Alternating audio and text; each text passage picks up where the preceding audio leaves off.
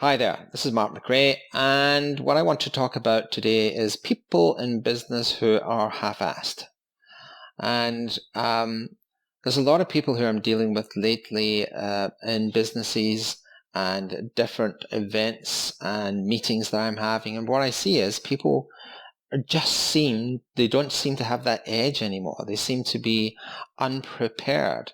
They seem to be not on top of it. They haven't given any thought about the meeting. It's like, let's have a meeting and figure out what we're going to do, and then have another meeting.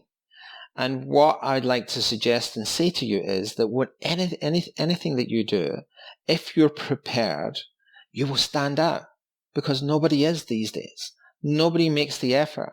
When you go into a meeting and you're well thought out, you're well prepared, you're well rehearsed, and you go in there and you knock it out the park, people are amazed.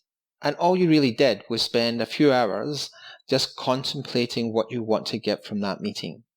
Even people in general, in the business arena that you meet, it's almost as if they've adopted a kind of blasé attitude and a very pedestrian pace of how they do things.